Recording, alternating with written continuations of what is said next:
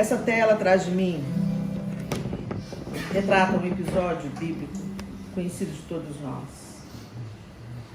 A igreja é em Magdala, mas o episódio pintado a óleo atrás de mim é a mulher com fluxo de sangue.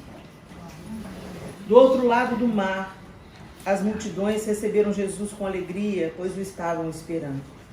Então um homem chamado Jairo, um dos líderes da sinagoga local, veio e se prostrou aos pés de Jesus, suplicando que ele fosse à sua casa. Sua única filha, de cerca de 12 anos, estava à beira da morte. Jesus o acompanhou, cercado pela multidão. Uma mulher, no meio do povo, sofria havia 12 anos de uma hemorragia. Sem encontrar cura, ela se aproximou por trás de Jesus e tocou na borda de seu manto. No mesmo instante, a hemorragia parou. Quem tocou em mim? Perguntou Jesus. Todos negaram e Pedro disse: Mestre, a multidão toda se aperta em volta do Senhor. Jesus, no entanto, disse: alguém certamente tocou em mim, pois senti que de mim saiu o poder.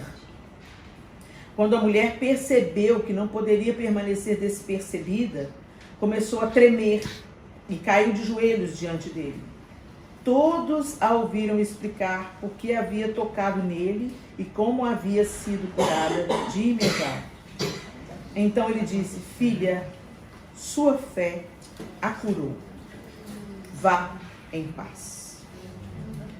A gente conhece essa história, né? E a gente entende pelo texto bíblico, descrito aqui em outras traduções, diz também que a mulher, ela gastou todo o dinheiro que ela tinha procurando nos médicos a cura para a sua enfermidade. E tinha 12 anos que ela padecia dessa enfermidade. Eu tive uma hemorragia severa durante 2 anos. Eu tinha um problema do útero que foi definido simplesmente pela minha ginecologista como saudade de ter bebês, né? Como se 4 não bastasse. E aí eu comecei a ter um sangramento importante, né? Os meus períodos começaram a ser muito longos e muito sangramento, a ponto assim, de eu passar vergonha mesmo, né? E eu fui ficando anêmica, então eu fazia reposição de ferro e não adiantava, porque... E 2 anos, foi só 2 anos que aconteceu isso, e eu fiquei extremamente fraca, tive mesmo tomando ferro, eu tive uma anemia importante, e aí a médica falou: não, nós temos que ou tirar o útero ou colocar o Mirena, que é um DIU que evita esse sangramento, e foi isso que a gente fez, e sanou. Em 1 ano eu já estava ótima, minha saúde estava 100% de novo. Então, só 2 anos eu senti o efeito daquele sangramento, enfraquecendo mesmo o meu corpo. Você imagina essa mulher com 12 anos, sem alívio, né? O fato dela estar se esvaindo em sangue não era só um problema físico. O texto já falou pra gente que ela gastou muito dinheiro em médicos. Essa mulher, ela estava falida em todas as frentes. Ela estava falida emocionalmente. Por quê? Porque uma mulher nessa situação, se era casada, a Bíblia não fala se era casada ou solteira. Se era casada, era motivo para divórcio. Se era solteira, que homem iria querer se casar com uma mulher assim? Então, emocionalmente, ela devia estar devastada. Espiritualmente, imunda. Então, ela não podia ter a prática espiritual que ela poderia ter, porque ela estava sempre imunda, né? E ela estava financeiramente falida, porque em outras traduções nos dizem que ela gastou todo o dinheiro que ela tinha com os médicos sem nada resolver. E ela fica sabendo que Jesus estava passando por ali. Tinha uma multidão ao redor dele. Onde Jesus estava, tinha muita gente atrás dele, cada um querendo o seu milagre, cada um querendo a sua bênção, cada um querendo a sua solução. Se a gente estivesse lá, a gente também ia estar agarrado na multidão. Todo mundo querendo tirar uma lasquinha dele, todo mundo querendo pegar nele. E estava acontecendo literalmente. Todo mundo estava apertando ele, tocando nele. Mestre, eu fico imaginando os discípulos. Sai pra lá, pera aí, deixa o mestre passar. Eu fico imaginando, né? E aquela multidão. E aquela mulher já debilitada, fura o bloqueio. Eu fico imaginando como é que ela furou o bloqueio. Né? Eu penso isso. Ela foi lá entre as pernas das pessoas porque ela toca embaixo. Olha aqui. Ela toca embaixo. Ela não toca na cabeça de Jesus, ela não toca no cabelo de Jesus. Então, ela estava da metade para baixo, caçando uma oportunidade, né? Caçando um espaço para ela se meter. E quando ela toca nele, poder sai dele para ela. Porque ela tinha certeza, se eu tocar nele, eu vou ser curada. Eu não preciso falar, mestre, olha para mim, mestre, fala comigo, mestre, dá uma ordem para mim. Tipo, gente, ela teve um upgrade na fé dela. Ela falou assim, não, se eu apenas tocar nele, eu vou receber o que eu preciso. E quando eu penso nessa mulher do fluxo de sangue, eu me lembro também da mulher sirofenícia.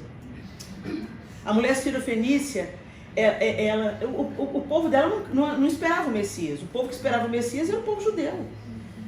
Mas ela fica sabendo do Messias dos judeus, e ela crê no Messias dos judeus até o ponto dela ir até ele, sabendo que ele tinha poder para fazer milagres e maravilhas. O texto diz que ela o adora, e ela relata para ele o estado da filha dela.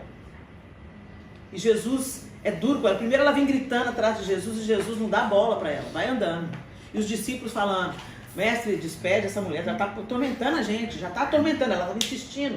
Tinha algo que ela queria tirar de Jesus também. Tinha alguma coisa que ela precisava de buscar nele. E ela insiste. Aí Jesus fala assim, olha, não vim para eu só vim para os da casa de Israel. E Jesus começa uma conversa dura e incompreensível para a gente. Mas a gente tem que entender, gente, que aquela cultura de onde aquela mulher descendia era uma cultura extremamente orgulhosa, arrogante. Ela era de ascendência grega. E os gregos se achavam os deuses da época. Então, aquele espírito de orgulho estava sendo confrontado nela quando Jesus ia seguindo. Deixa eu ver se essa mulher quer eu mesmo, deixa eu ver se essa mulher está me buscando mesmo, deixa eu ver até onde essa mulher vai, né? Se ela realmente quer. Até que ele fala uma das frases mais incompreensíveis para a gente, né? Porque os que não eram judeus eram chamados de cães, né? E ela fala, não é lícito tirar o pão dos filhos e dar para os cães. E ela fala assim, sim, Senhor. Sim, Senhor. Mas os cachorrinhos comem das migalhas. As suas migalhas para mim tá bom. E ele fala, por essa palavra de confissão, essa palavra de humilhação, essa palavra de resistência, de insistência e de fé, por essa palavra, a sua filha está curada. E aí a gente vê essa atitude de fé. Essa não falou nada, mas ela tinha certeza, se eu só tocar nele, já é suficiente. As migalhas já eram suficientes para uma, para outra, apenas tocar nele já era suficiente. A imunda, a rejeitada, a falida, ela não se achava digna de estar ali, ela não se achava digna de dirigir a palavra para ele, mas ela foi lá, tocou, e tanta gente tocando nele, mas quem extraiu virtude foi ela, por causa da confiança plena que ela tinha no coração, que em Jesus ela tinha tudo o que ela precisava, tudo que os médicos não puderam dar, Jesus tinha para dar. E quando ele fala, quem me tocou, parecia um absurdo.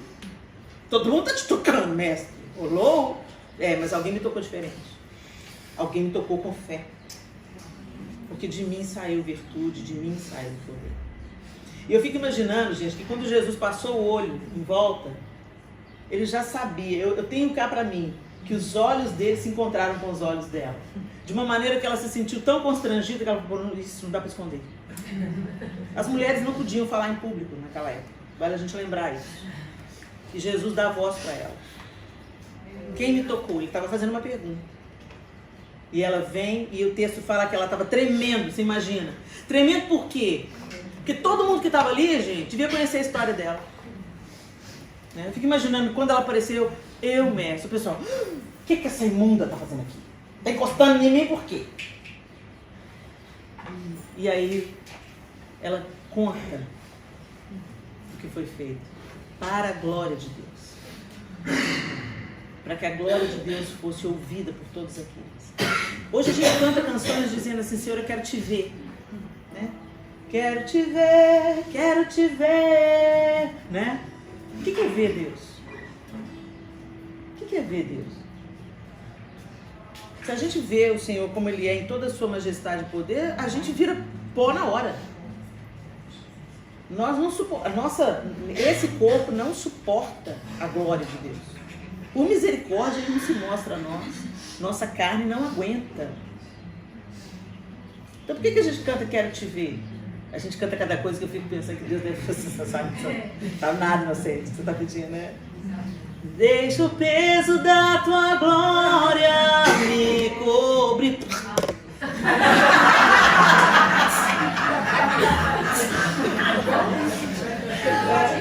Aí eu fico pensando assim, o Espírito Santo traduzindo, né?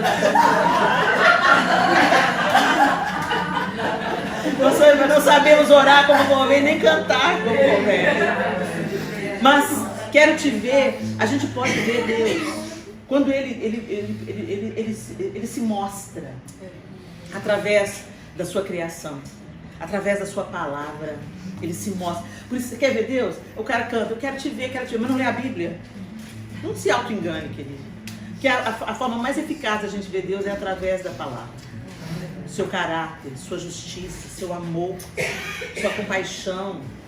A gente vê através da palavra. A palavra nos revela quem Deus é.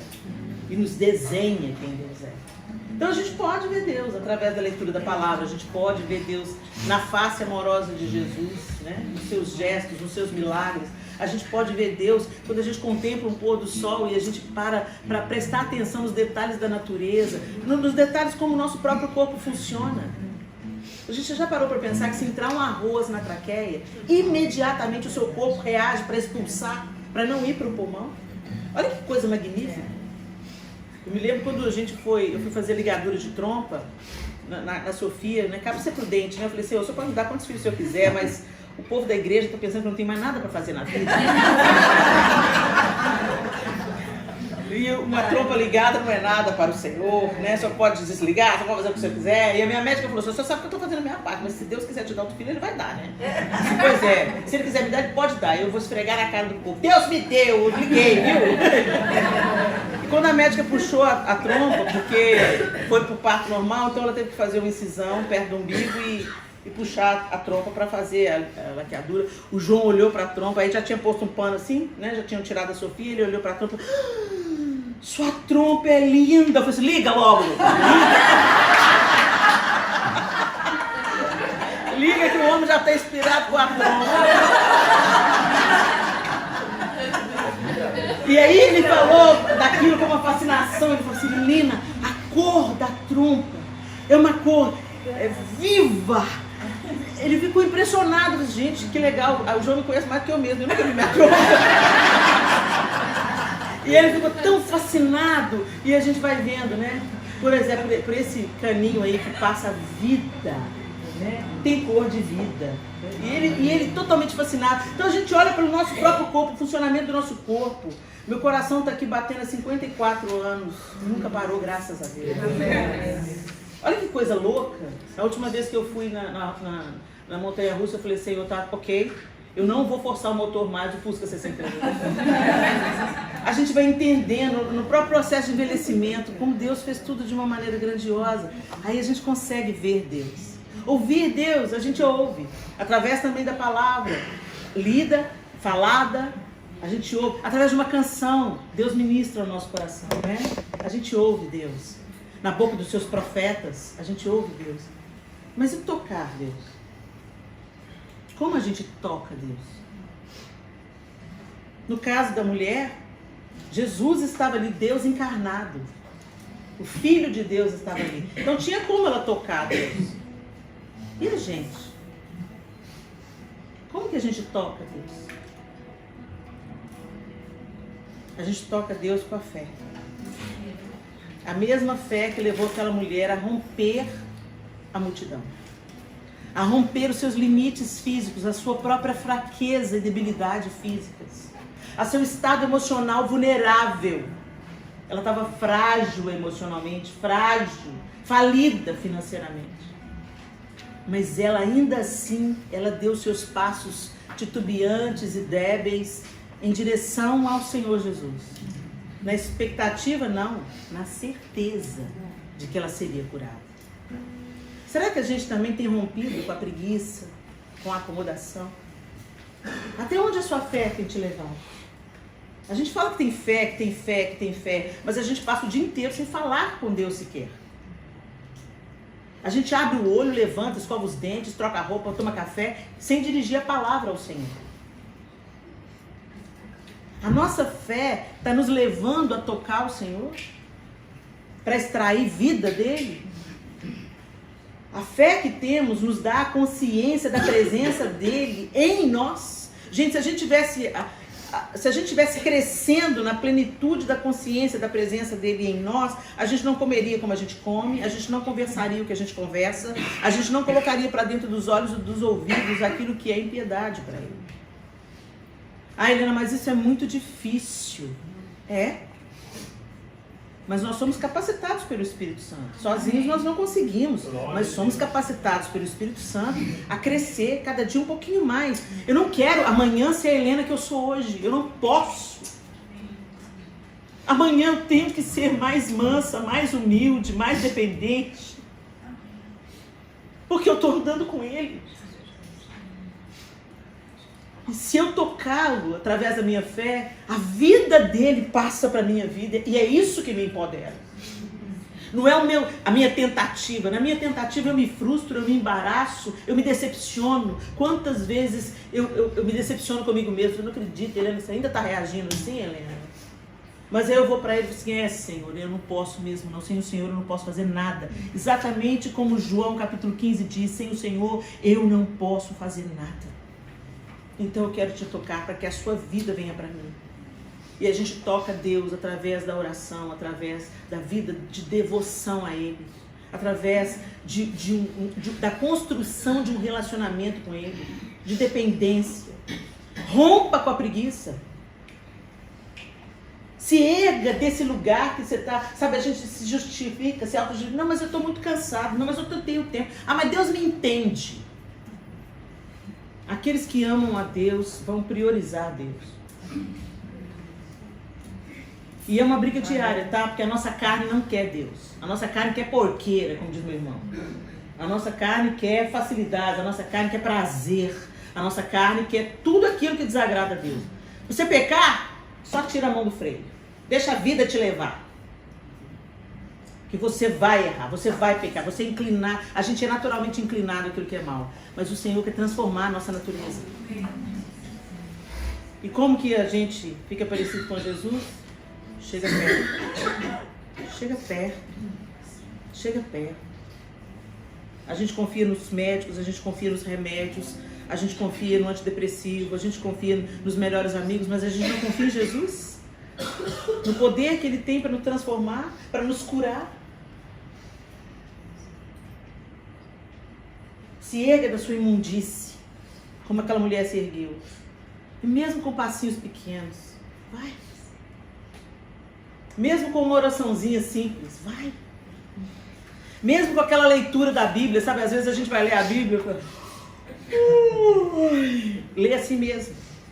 Às vezes você olha num prato, você vê ele todo colorido, bonito, você sabe até que ele é saudável, mas você não sabe dizer, a maioria de nós não sabe dizer onde está o selênio, onde está o zinco, onde está a vitamina C, mas você sabe, quando você vê um prato saudável, você põe para dentro. E aquelas vitaminas, aqueles minerais vão cumprir no seu corpo a função de te fortalecer, não é isso? Então põe para dentro. Põe a palavra de Deus para dentro. Mesmo que você não entenda plenamente, mesmo que você depois precise de uma explicação, mesmo que você precise de voltar no mesmo texto umas 3 vezes para compreender, mesmo que você precise da ajuda de uma concordância bíblica, mesmo que você precise ligar para Edmé, me explica isso aqui. Põe para dentro. Põe para dentro, porque aquilo ali vai te dar força no momento que você mais precisar. Isso é tocar o Senhor. Que a sua fé não fique apenas nos seus lábios, sabe, da boca para fora. Uma fé meia boca. mas que ela manifeste na sua boca o fruto do coração, uma confiança plena, e gere em você uma atitude de romper, como ela rompeu com aquela multidão para tocar Jesus, como ela rompeu com a multidão. Você pode perceber as mãos dessa mulher enrugada, envelhecida, exausta. A gente precisa ver o rosto dela, só pela mão dela a gente sabe o estado dela. Não interessa o estado que você esteja agora. Permita que a fé que o próprio Senhor coloca dentro de você te mova além da acomodação, da autojustificativa. Nós somos preguiçosos para buscar a Deus. Essa é uma realidade triste de ser constatada. Vamos pro vôlei? Estamos dentro. Vamos tirar as fotos? Estamos dentro. Vamos para a piscina? Bora! Acorda às 5 horas da manhã para ir flutuar nas águas do Mar Morto. Mas não, vamos fazer uma vigília? Ah, não pega leve, né, Helena? Já está cansado. Você não está na Terra Santa, você não veio buscar Deus? Isso mostra... Gente, eu estou me igualando aqui. Nós somos assim. Mas Deus não quer nos deixar no estado que a gente está. Amém.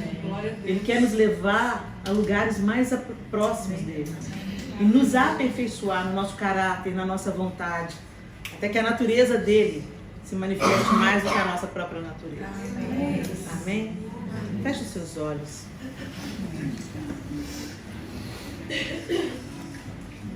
Eu quero que você responda uma pergunta para você mesmo. Será que você está tocando Jesus? Você está buscando tocá-lo? Tem gente que chegou aqui com dores, chegou aqui com dificuldades, situações tão diversas. Nós somos muitos aqui, cada um aqui tem uma história. Decepcionado, às vezes o casamento está atravessando alguma crise, filhos, tantas questões, finanças. Que área da sua vida que precisa de cura?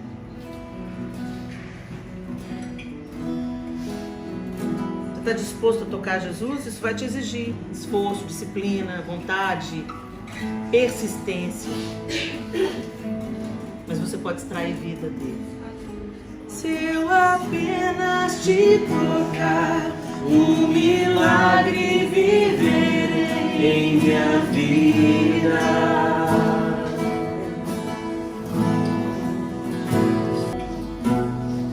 Se eu apenas te tocar, eu sei, serei sarado.